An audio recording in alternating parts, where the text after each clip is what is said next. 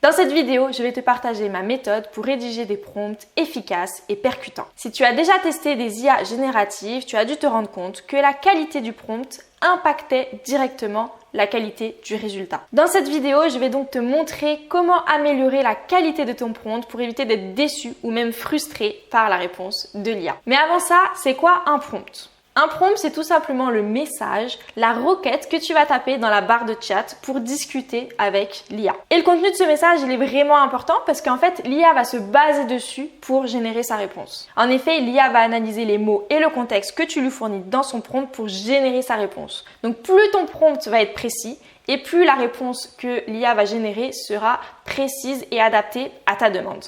En fait, c'est un peu comme si tu lui envoyais plein de mots-clés et qu'elle les analyse un par un pour voir qu'est-ce qu'elle doit te répondre concrètement. Et si ton prompt il est trop vague ou pas assez précis, l'IA en fait elle va pouvoir te répondre n'importe quoi parce qu'elle n'aura pas bien compris ce qu'elle doit faire. Du coup, pour t'aider à bien rédiger ton prompt et à n'oublier aucun élément lors de sa rédaction, j'ai créé un acronyme très simple à retenir, PROMPT. P-R-O-M-P-T. Tout simplement. Pour rédiger un bon prompt, il faut utiliser la méthode PROMPT. Pour le coup, c'est assez simple, mais vous allez voir, c'est terriblement efficace. Commençons avec la première lettre, le P. Le P, c'est le profil, c'est le rôle que l'IA doit jouer. En fait, quelle va être la casquette que doit porter l'IA pour mieux vous répondre? Est-ce qu'elle doit agir comme un docteur? Est-ce qu'elle doit agir comme un pirate? Est-ce qu'elle doit agir comme un businessman? Bref, l'idée, c'est que vous lui dites qui elle est et dans quelle peau elle doit se mettre pour mieux vous répondre. Pour que vous compreniez l'importance de définir le profil, on va faire un petit test. Donc là, je suis sur l'interface de ChatGPT et je vais lui donner deux prompts où il va devoir agir différemment. Et vous allez voir, les réponses vont être totalement différentes. Dans un premier temps, je vais lui demander d'agir comme un médecin. Je vais lui dire que j'ai mal au dos et lui demander des conseils. Donc là, il commence à me faire une liste de conseils. On voit qu'il me répond de manière professionnelle et assez simple. Il me liste donc ses conseils. Repose-toi mais reste actif, applique de la chaleur ou du froid, adopte une bonne posture, etc., etc. Là, l'idée, c'est pas de tout lire. L'idée, c'est vraiment de vous montrer le ton qui a été utilisé, qui reste classique et professionnel. Maintenant, je vais faire la même chose, mais pour le coup, je vais lui demander d'agir comme un pirate. Donc le prompt reste le même, je lui dis que j'ai mal au dos, je lui demande des conseils, mais cette fois-ci, je m'adresse pas à un médecin, mais à un pirate. Donc là, tout de suite, la différence est flagrante, il m'appelle tout de suite matelot.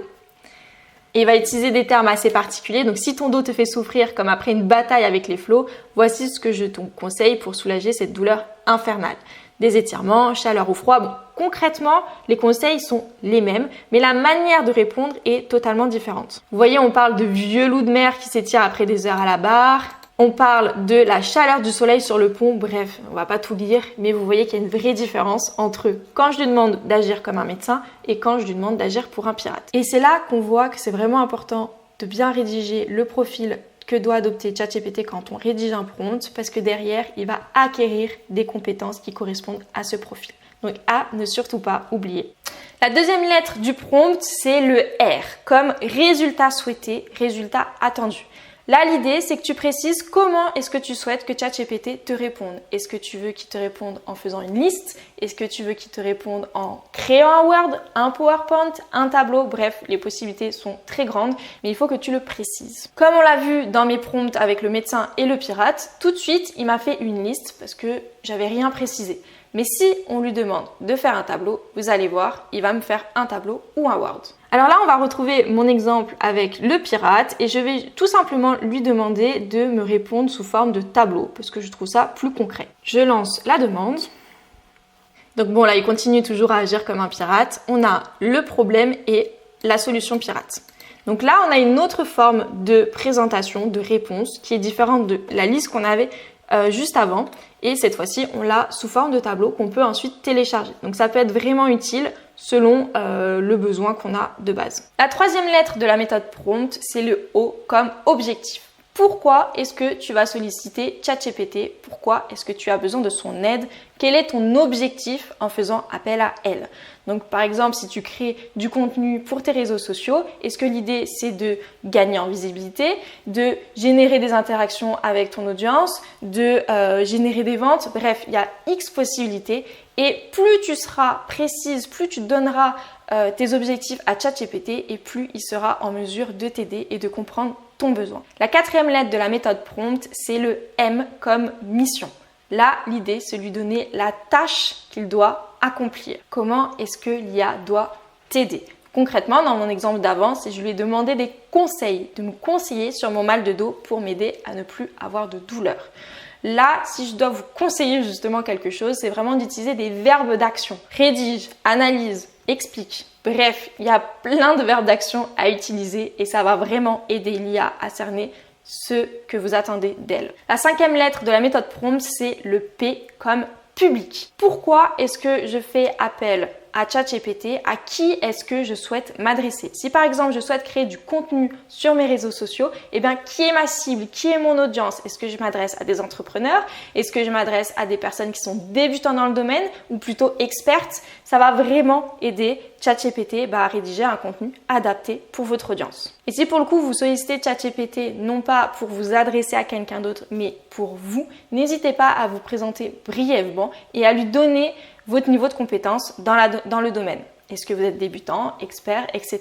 Ça va vraiment vous aider et vous allez voir, on va faire un test juste après qui va montrer l'importance de cette précision. Enfin, la dernière et 6e lettre de la méthode prompt, c'est le T pour tonalité. Là, l'idée, c'est de préciser à ChatGPT dans quel style vous souhaitez qu'il vous réponde. Est-ce que vous souhaitez qu'il vous réponde de manière classique, professionnelle, taquine? Est-ce que vous souhaitez qu'il utilise de l'humour, qu'il mette des emojis dans ses réponses? Bref, c'est à vous de le préciser. Du coup, si on résume, la méthode prompt, c'est P comme profil, R comme résultat attendu, O comme objectif, M comme mission, P comme public et enfin la 6e lettre comme la tonalité. Avec cette méthode, vous êtes sûr de ne jamais oublier aucun élément pour bien rédiger vos prompts. Maintenant que vous avez tout compris à la méthode prompt, on va la mettre en pratique. Je vais rédiger le même sujet, mais en faisant 2 prompts différents. Un prompt très simple et très classique et un prompt optimisé avec la méthode prompt. Donc là, j'ai dit à ChatGPT que j'avais un souci avec ma voiture, qu'elle faisait du bruit et que j'avais besoin d'aide pour savoir d'où provenait le bruit. Donc comme vous le voyez, je n'ai vraiment utilisé aucun élément de la méthode prompt, sauf donner un peu de contexte et lui demander quand même un peu d'aide. Donc là, il me répond, voilà, il me dit « Je peux t'aider à comprendre ce qui pourrait se passer avec ta voiture. Pour mieux cerner le problème, pourrais-tu m'en dire plus sur le bruit que tu entends ?» Voici quelques questions qui peuvent t'aider à diagnostiquer le souci. Donc là, voilà. Il va me poser des questions très classiques. Quel type de bruit? À quel moment ce bruit se produit-il? Est-ce que tu sens des vibrations ou d'autres symptômes associés au bruit? Et as-tu récemment fait une révision ou un entretien particulier? En soi, ces réponses, elles sont déjà très bien parce qu'elles me permettent de me poser les bonnes questions et de savoir, voilà, où est-ce que je dois regarder. Maintenant, on va donner le même sujet, mais avec un prompt optimisé. Donc là, j'ai fait une nouvelle demande qui a été optimisée avec la méthode prompt. Donc tout d'abord, je lui ai donné un profil, un rôle. Je lui ai demandé d'agir comme un mécanicien expérimenté qui sait réparer tout type de voiture. Je lui ai dit qu'il a une expérience de plus de 20 ans dans ce domaine, voilà, pour un peu appuyer le sujet. Je lui ai ensuite donné un peu de contexte, donc l'objectif. Donc je te sollicite car ma voiture fait actuellement un bruit bizarre et je ne sais pas ce que c'est. Ensuite, je lui ai donné sa mission, donc liste-moi les causes probables de ce bruit et pour chaque cause, explique-moi comment je peux vérifier si c'est cela ou non. Donc là, j'ai utilisé 2 verbes d'action, lister et expliquer. Ensuite, donc, il y a le public. Donc là, en l'occurrence, c'est moi. Je n'y connais absolument rien en mécanique et j'ai vraiment besoin qu'il m'aide pas à pas. Et ensuite, sur la fin, je lui ai donné le ton. Je lui ai demandé de répondre de manière claire et précise et d'utiliser un ton convivial et rassurant. Et en ce qui concerne le format, je l'ai indiqué quand je lui ai demandé de me lister les éléments et ensuite de m'expliquer comment je pouvais vérifier si c'était ce problème ou non. Donc on va voir le résultat qu'il nous donne. Donc là déjà, on peut voir que la réponse est beaucoup plus complète qu'avec le prompt d'avant. Donc on a plusieurs étapes. Étape 1, identifier le type de bruit. Donc est-ce que c'est un cliquetis, un sifflement, un grondement, un bruit métallique? Honnêtement, je ne sais pas faire la différence entre tous ces noms. Je ne sais pas si ça vous parle à vous. Mais en tout cas, voilà, on voit qu'il y a beaucoup plus de questions précises et que je suis beaucoup plus accompagnée que dans le prompt d'avant.